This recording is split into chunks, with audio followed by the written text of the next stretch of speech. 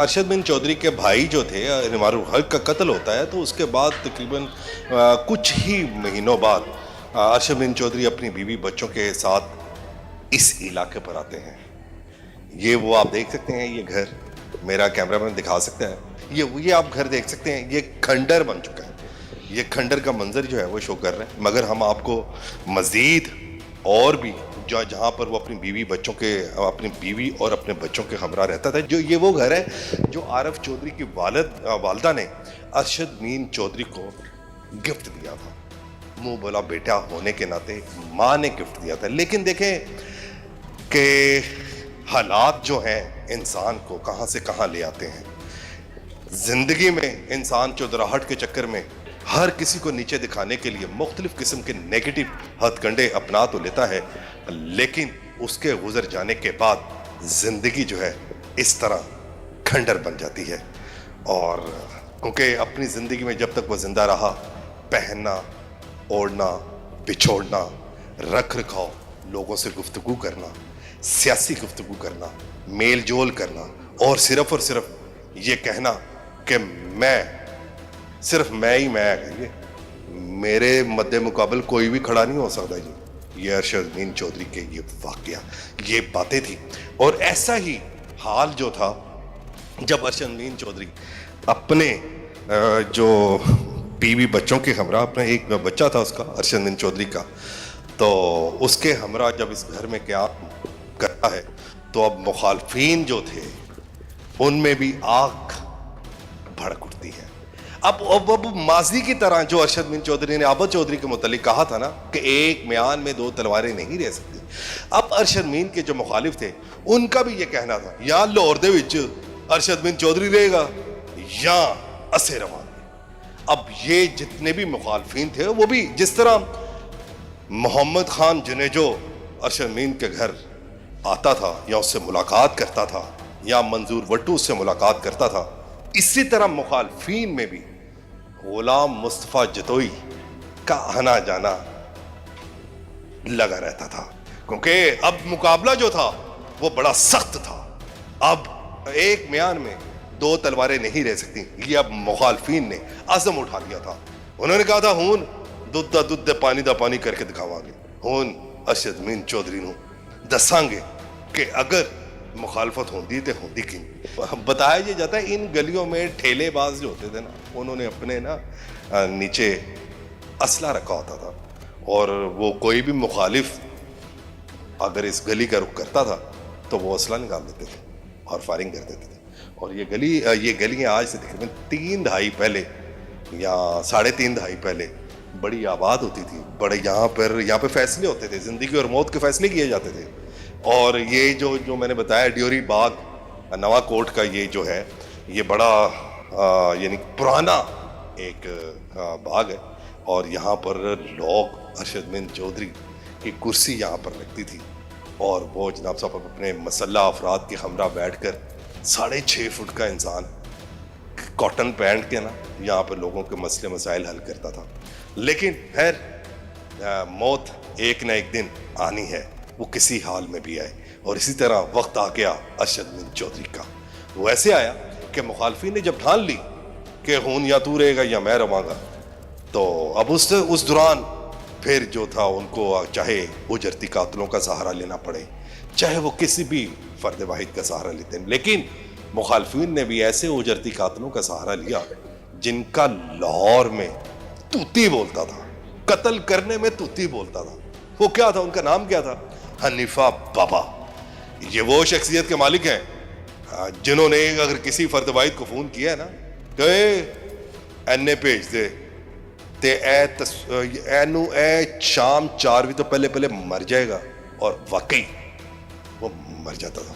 और अब अरशद बिन चौधरी और आरफ चौधरी की जो थी सुपारी जो थी वो इन दोनों भाइयों को दे दी जाती है।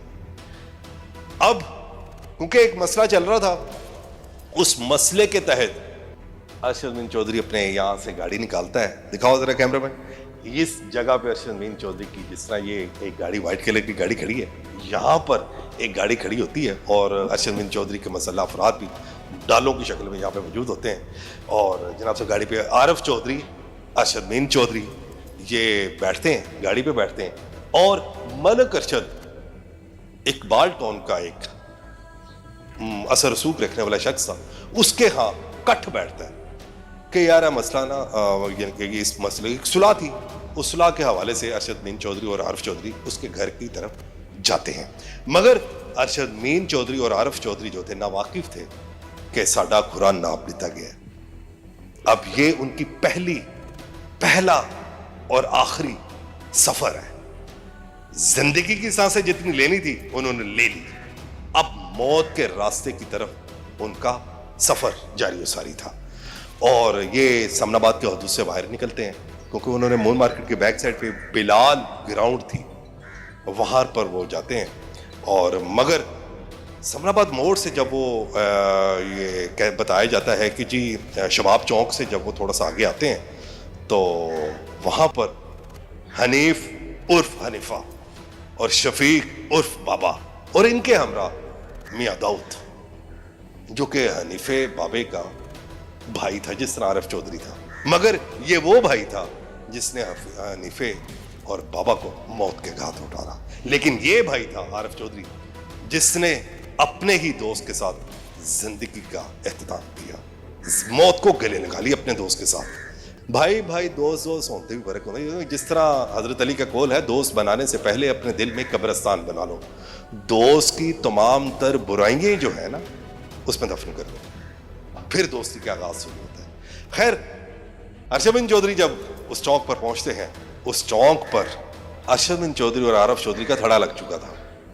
تھڑا لگایا ہوا تھا کس نے؟ حنیفہ بابا اور میاں داؤد نے. رائٹ سائڈ پر ہمیں حنیفہ بابا تھا, لیفٹ سائڈ پر بابا شفیق تھا, اور جو بالکل ٹاپ پر میاں داؤد تھا. اور جب یہ اپنا ٹارگٹ لگاتے ہیں کہ یار چلو جی فائرنگ دا سلسلہ جڑا ہے نا شروع کر دیے, اور اس دوران ہی ایک بچہ اور ایک بچی سائیکل چلا رہے ہوتے ہیں اور وہ گاڑی کے آگے آ جاتے ہیں. وہ گاڑی کے جب آگے آتے ہیں تو گاڑی کی بریکیں لگتی ہیں اور لگ کر, اور یہ فائرنگ کرنے کا یہ سوچ ہی رہے تھے تو حنیفہ اس ٹائم اپنی جو کلیشن کوف تھی اس کو روکتا ہے, کہندا نہیں یار بچے سامنے آ گئے نا. تو حنیفہ اور بابا کی یہ خصلت تھی, وہ نہ بچے نہ عورتوں پر وہ وار نہیں کرتا تھا, اور کئی جانیں بچی بھی ہیں, اور انہوں نے جو سپاری لی ہوتی تھی وہ پھر اگلے دن کے لیے یا اس سے اگلے دن کے لیے پینڈنگ ہو جاتی تھی. خیر وہ جب یہ ارشد مین چودھری اور عارف چودھری ملک ارشد کے گھر پہنچتے ہیں, بلال گراؤنڈ کے ساتھ ہی ٹینکی والا گراؤنڈ ہے مون مارکیٹ کے بالکل ساتھ ہی, ہم اپنے ناظرین کو بھی دکھائیں گے, وہ بھی جگہ دکھائیں گے.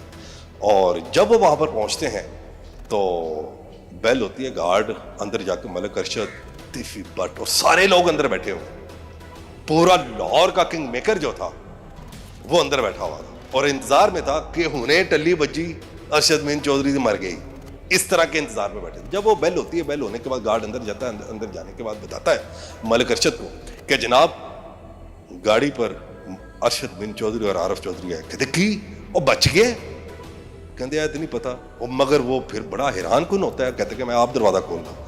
ملک ارشد جاتا ہے, دروازہ کھولتا ہے, دیکھتا ہے ارشد بن چودھری اور بڑا ہکا بکا ہو جاتا ہے. اچھا آؤ جی, اندر بیٹھتے آپس میں ڈسکس ہوتی ہے. ڈسکس ہونے کی جب ڈسکس ان کی چل رہی ہوتی ہے اس دوران ایک فون آتا ہے, پی ٹی سی ایل کا دور فون آتا ہے. فون ملک ارشد فون اٹھاتا ہے, کہتا ہے ہاں جی.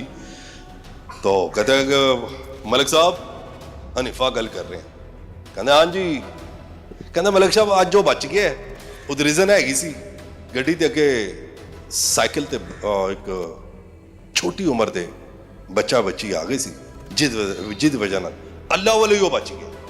تو ملک ارشد کا یہ ورڈ ہے, وہ کہتے ہیں یار اچھا اگر اللہ والوں بچ گیا, اگر اللہ والوں ودی ہوئی ہے تو ٹھیک ہے یار پھر ودی رہن دے.